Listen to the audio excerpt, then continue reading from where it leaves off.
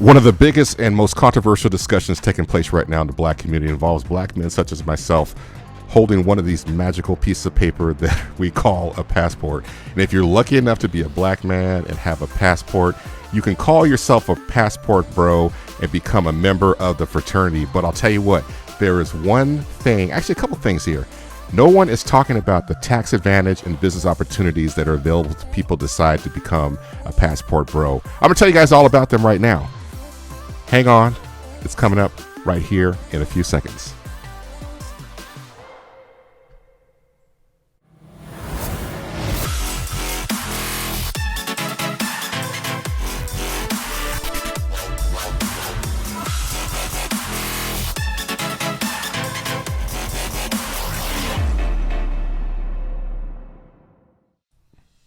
Hey, what's up, everybody? Thanks for tuning in. You got it. You know who I am. I am Andre Reese.biz. That's right, guys. Andre Reese.biz. Not only do I do taxes, accounting, bookkeeping, sell online via retail, eBay, I do a whole bunch of other stuff. And of course, you guys all know that I was born with a magnificent gift. That's right. I can see tax deductions and business opportunities everywhere I look. I don't care where it is, high, low, left, right, sideways, up and down. Even I see myself. I am a tax deduction, believe it or not. If you want to book me as and for a consultation, you can actually write off the charge that the professional fee that I charge you to be able to discuss. So that makes me a tax deduction as well. Book a consultation, guys. I specialize in helping individuals that are looking at trying to find ways to be able to minimize their tax burden, to better estimate that. And also, most importantly, I allow myself to take the time to sit down with you and understand what you have going on so that I can help you with your business. If you're thinking about starting a business, thinking about launching something, you've got something going already, but you're not sure what you should do as far as keeping track of expenses, developing a system, how to better build your revenue, those type of things, you can always book a consultation. That information can be found easily by going to my website directly at andrereese.biz. And of course, guys, remember, this is never financial or legal advice. You got that? It's not financial or legal advice. It's just for educational purposes only. We're just sitting here having a great time, just talking about stuff that's incredible. And of course, don't forget to subscribe to my channel here on YouTube. And if you see this video on another platform, be sure to like it. It helps the algorithm, helps the information get out to other people. All right, guys, so let's go ahead and move on from the housekeeping here. And of course, you guys are tuning in right now because you want to find out what the business opportunities and the tax advantages of becoming a passport bro. That's right. One of the most controversial discussions right now that are going on in the black community is brothers such as myself that have a passport becoming a passport bro. So let's break it down. If you haven't been on TikTok, you haven't been on YouTube, you haven't been on Instagram, and you missed the whole discussion on what a passport bro is, let me just go ahead and explain it. In reality, this is really nothing new. This has been going on for decades, but it's just gotten a lot more popular now because it's on social media. So a passport bro, there's always been this black men travel movement where brothers typically in the past may have been more limited to domestic travel. If you decide to if you travel, for work or you're in the military, you have a chance to see things kind of on a broader scope. Maybe you grew up, traveling a lot. But there's been a movement that's been increasing kind of silently over the years. It's the black men travel movement. So it's instead of focusing on trying to just stay locally or domestically, you're trying to kind of expand your horizon and go see things outside of the U.S. There's a lot of different places that you can go. There's a lot of different hotspots. We'll talk about all those, for sure here in a few minutes. So it's really a group of brothers that are typically traveling for recreation, for fun, and a number of them travel for companionship as well. So they're looking to try to find, somebody that they can hang out with and, maybe date or, move into more of a more permanent relationship one day, potentially leading to, a long-term marriage, whatever it is. Like I said, this kind of stuff has been going on for years, and it's not necessarily, limited to the black community. A lot of other people do that as well.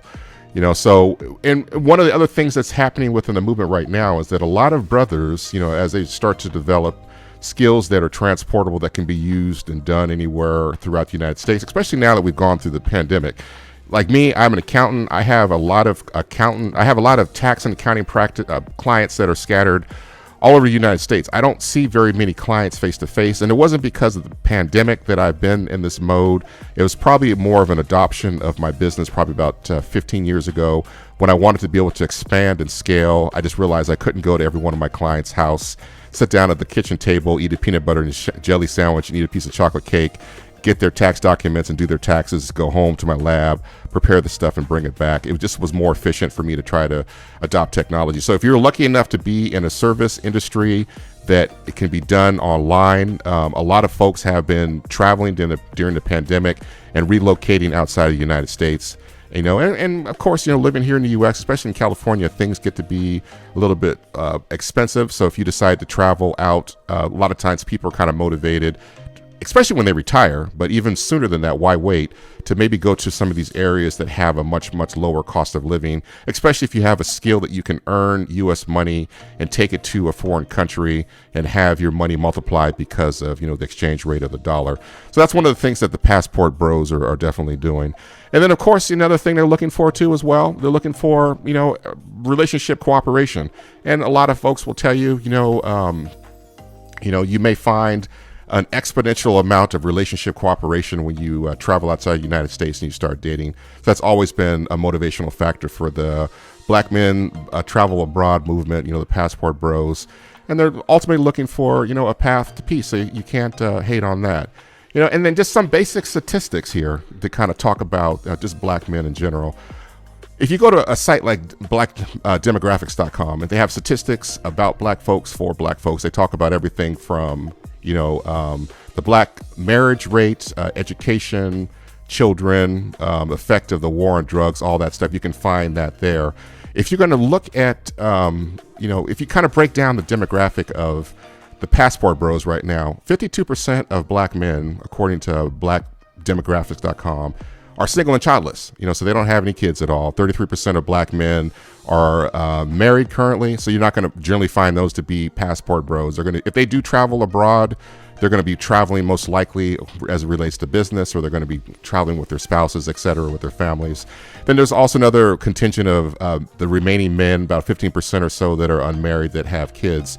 Now, 85% of Black men are married also to Black women. These are statistics that you can find on the blackdemographics.com. And like I said, I'm not trying to dispute one thing or another. These are just kind of just basic background things of what the typical demographic you're looking at becomes a passport bro. And 50% of Black men right now currently attend college, and a lot of the passport bros are educated. 7% of the Black men graduate. Of the 50% that have attended college, 7% have associate degrees, 12% have bachelor's degrees, and 7% have graduate degrees. So you're generally looking at roughly about 52% of the men that are single and childless are probably the ones that are going to be most likely leaning towards becoming a passport bro or become part of this movement. And then within that particular segment, a lot of those brothers are going to be educated as well. And I'll tell you what, when it comes to becoming a passport bro and traveling outside the country looking for companionship or travel experience, there's a number of different hot destinations that you're always going to see thrown around nowadays.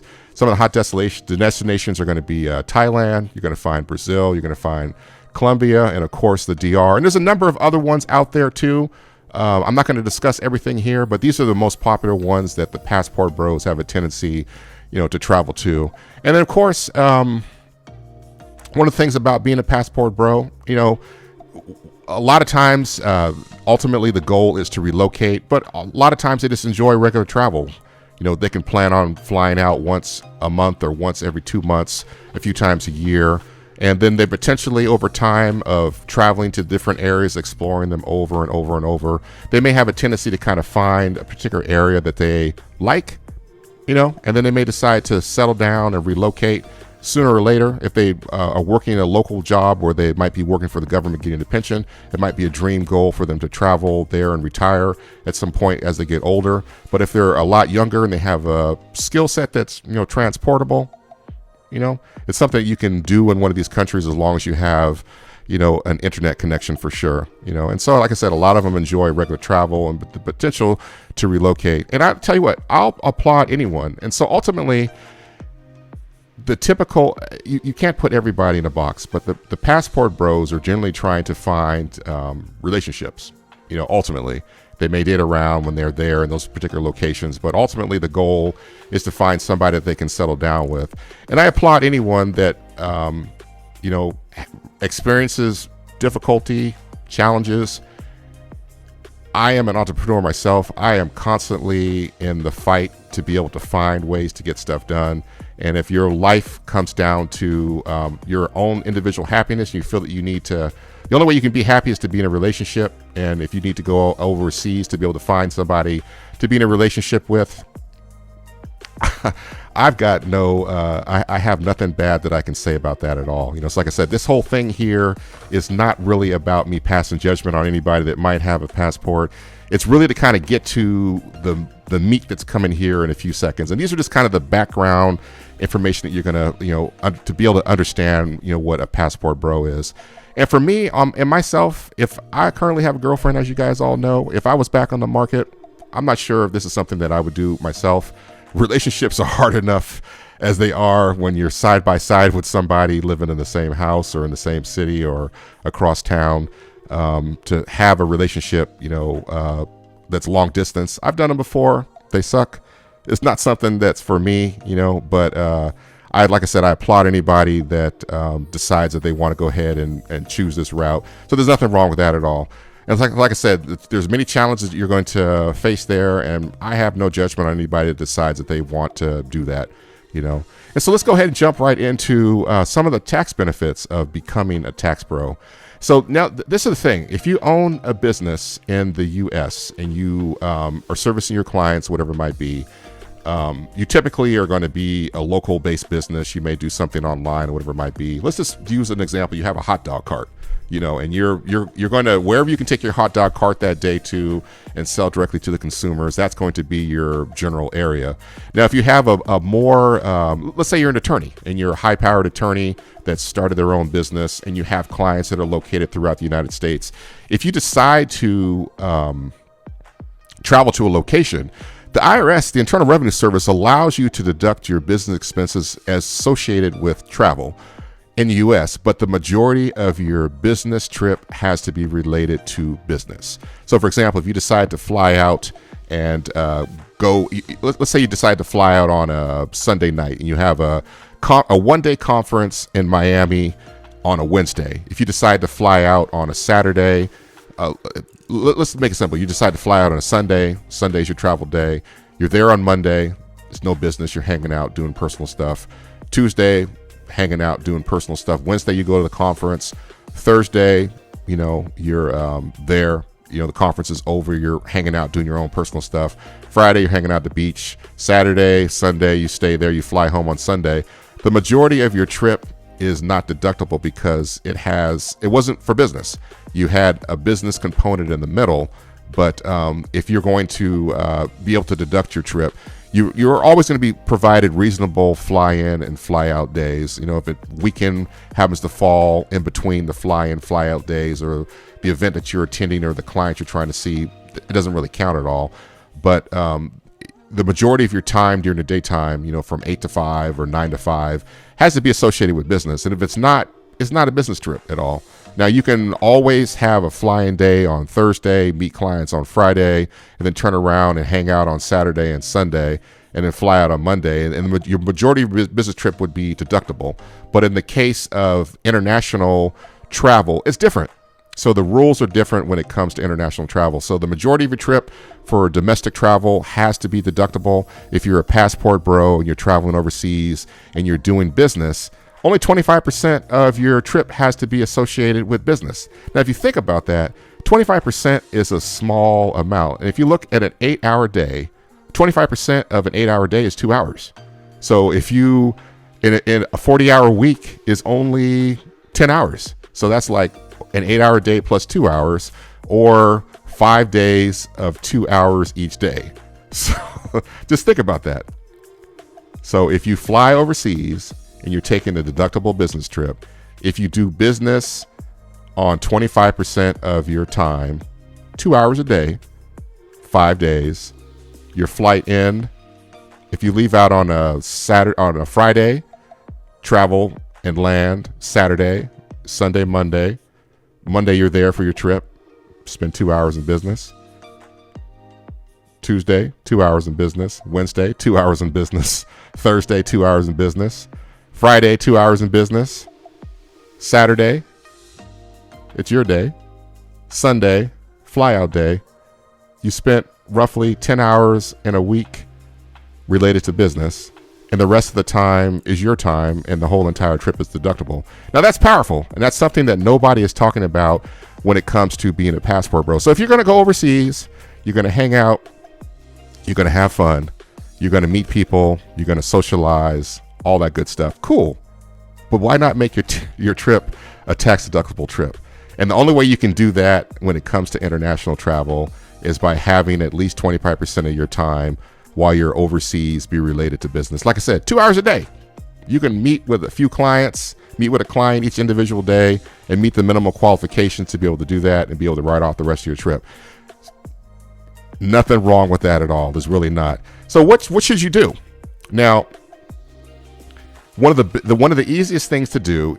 So if you have a skill where you are an engineer and you program computers, if you decide to go overseas and spend time in Brazil and you decide to communicate back with the United States and while you're doing your programming, all you're doing is just relocating yourself. That's not doing business overseas. You typically would have to engage in a business activity while you're overseas. So if you decide to go to Colombia, for example, and you decided to start a business while you're over there, look in your personal interest archive, look at your skills and ability, and determine what type of business that you can start over there. If it's a service-based business, let's say, for example, you are a barber, here in the United States. Nothing wrong with you going over there, starting a shop, partner with somebody to start a shop. If you're somebody that knows how to program computers, you're an engineer, you have a computer language that a particular skill set, there's no reason that you can't go over there and start a business using those skills. If you know a little bit about international accounting, there's no reason why you can't go over there and set up a business that allows individuals there to be able to communicate back with the United States doing accounting or in accounting language, whatever it might be. The possibilities are endless, but the only thing you're going to have to really look at is a lot of these countries in the United States. If you decide you want to go into business, and I hear this all the time, folks that come from other countries walk over here to the United States and they're able to start a business. All they basically do is just start it. They wake up one day, sit up in the bed, and they're like, today I am in business, I'm going to be doing that. And they just start it. In a lot of other countries, there's a lot of other requirements for individuals that are citizens of the country to start a business. And it's even more restrictive if you are an individual that is not a citizen of that particular country. And what I found is a lot of people that decide they want to set up a business overseas, they may have to partner with somebody that's local. Somebody over there may have to be 51% ownership and you would be a 49% minority stake. But there's nothing wrong with you finding someone that you can partner with over there to establish a business where you're able to provide a need. And then you can always do stuff that's based upon retail. Imagine if you can bring, Kit Kats from the United States and import them into Brazil, that's a business, and you decide to fly over there a couple times a month or a year to be able to do business for your 2 hours a day, but also have your, enjoy yourself as well. That's something that sounds like it's going to be a deductible, business expense for sure. So like I said, the whole idea here is to kind of look at where you're going to be going, do a little bit of research, and figure out a business that you can operate while you are there. And that will allow you to go ahead and become a passport bro that's able to deduct and write off their travel, etc. And you're going to be at the next level of the game for sure. And if you decide you want to relocate and stay there, that's all cool. Nothing's going to stop you from doing that at all. But at a minimum, if you're going to travel and spend money out of your pocket to get there, you might as well try to see if there's a way that you can turn that into business. And of course, you want to be truthful and intentional about starting your business and try to make a profit and work as hard as you can, because this is something that's going to create a money stream for you that you'll be able to live off of and have a great and incredible life. And so, and if you think about it too, if you're over there, you meet a really nice girl, your girlfriend, whoever it might be, or your fiance. If you're still living here in the United States and you haven't relocated, there's no reason why you can't go into business with your honey boo boo. And so if it's a retail shop that's selling goods, you can work on bringing the items in, and you can make sure that she gets them. She takes them to the shop, on weekends or in the evenings or in the daytime. She might have a little booth someplace where she's selling stuff, and you're making income, and you got your expenses that you're able to take off against that kind of stuff. That is a pretty easy business partner you can find. And you may have other friends that have already started making regular travel hops back and forth. They may be involved in business over there as well. You can team up with them to allow you to be able to, write off your trips as well. So there's the possibilities here are really endless. And ultimately, in the end, you're going to have to probably file tax returns and pay taxes in that foreign country. You're going to have to make sure you are responsible for that type of stuff and follow all the rules and regulations. You're also going to have to report your income that you've earned, worldwide here in the United States. And of course, you can deduct that if it's a business, against your expenses that you've incurred. So that's pretty much how it's going to work there. And like I said, if you want to become a passport bro, you're going to go ahead and fly overseas and try to meet the sweetie of your dream. There's no reason why you can't turn around and adopt this whole thing and create a business out of it. So easy enough to do.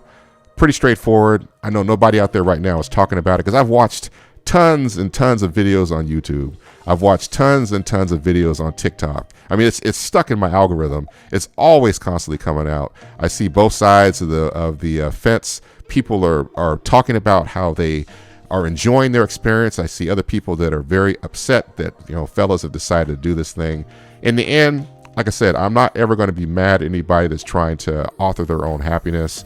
To each his own. But if you look at the statistics when it comes to brothers, there's plenty of brothers that aren't going to be doing this at all. And you just got to be cautious and aware when they become available, and make sure that you're ready to go ahead and snag them, because if not, it's easier for them to go ahead and keep it moving and move on to somebody else. So let's go ahead and wrap everything up here. So, and like I said, there's always the business opportunities that I talk about in this discussion, and there's always deductions that are available as well. And like I said, I'm not passing judgment on anybody that is a passport bro or that's trying to get their passport to become a passport bro.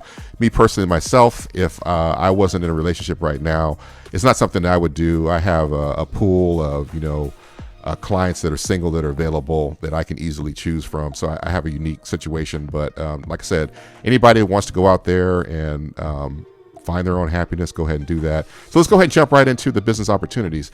Like I said, if you decide to go ahead and become a passport bro, there's many things that you can do based upon your skills and your interests that you have going on. You can always find a service-based business and do that over there. So there's only really two types of businesses. There's a product-based business and there's a service-based business. A service-based business is something that you can do with your hands or something that you can do on a computer.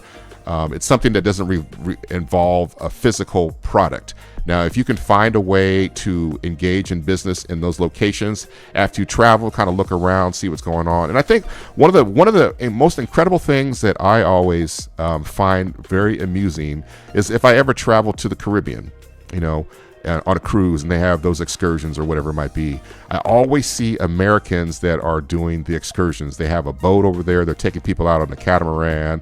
They're taking them fishing, whatever it might be. So they're living their best life and living their American dream, but they are providing a service to Americans that come over there on vacation. And what they've done is they've essentially taken risk and bought a boat and got registered, and they're under the regulation of that particular country, and they're making money and they're enjoying themselves. So there's 1,000 different services, hundreds of thousands of services that you can do when you go into the foreign country.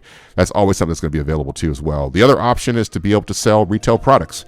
The United States has always been looked upon as having unique products that are available. If you can find a way to hook up with distributors or manufacturers and get the products that are popular here in the United States and bring those overseas and have a retail outlet, you got a gold mine right there. People lining up to be able to buy your stuff because you're one of the few people that are able to go ahead and get that stuff into the country, and it's all legitimate, United States products. So there's always going to be retail opportunities wherever you go in the world.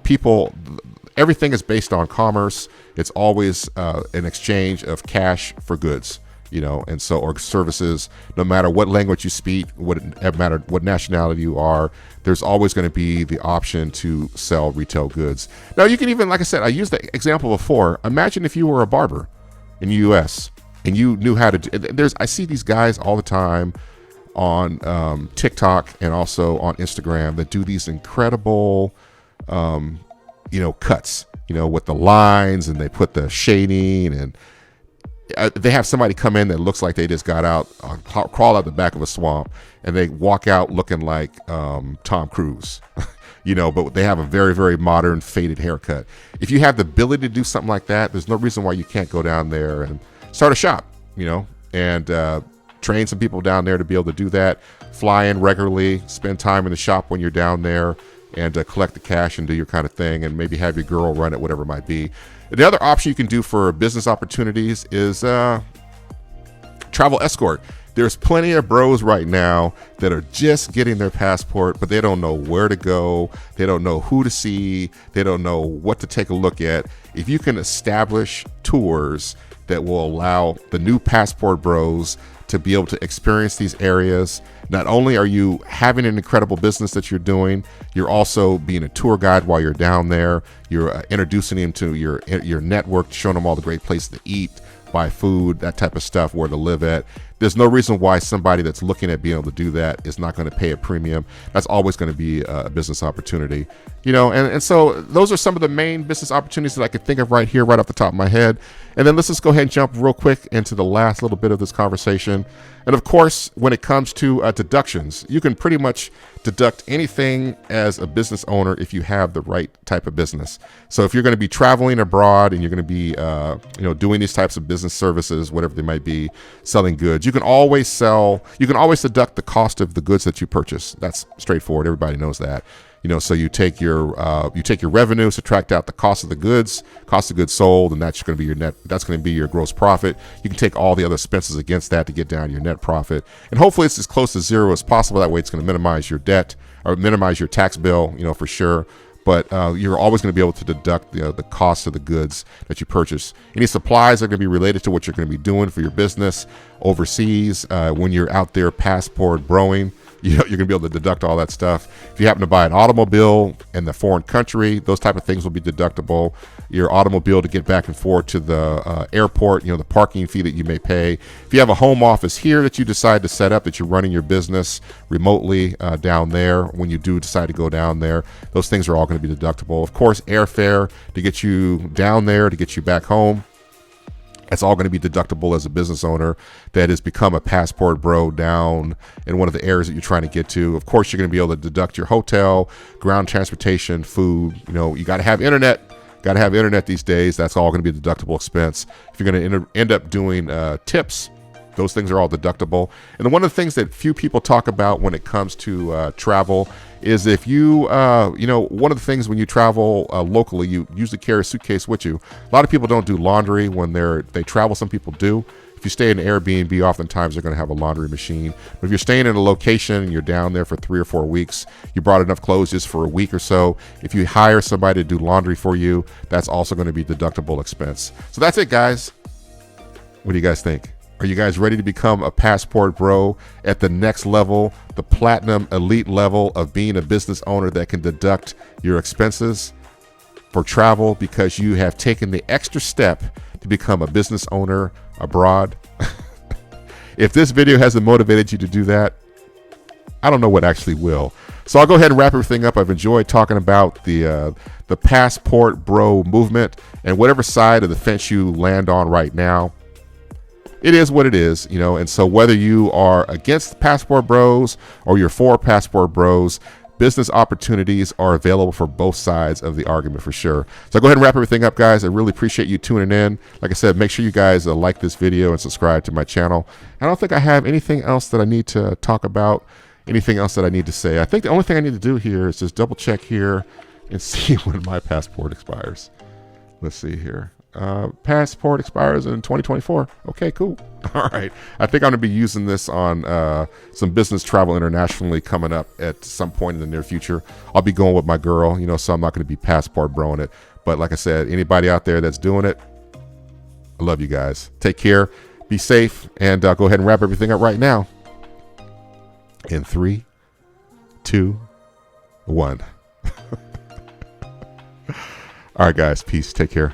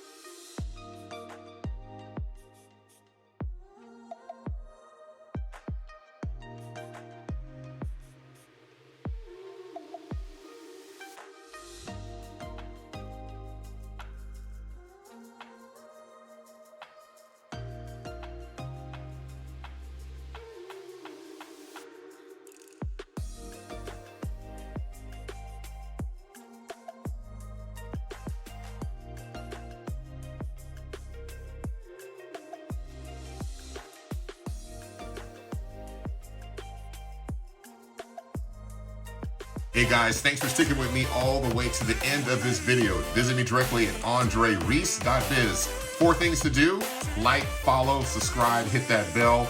Stay safe, guys. Lift the glass of freedom. Stay woke and don't get TikTok. Take care. I will see you guys in the next video.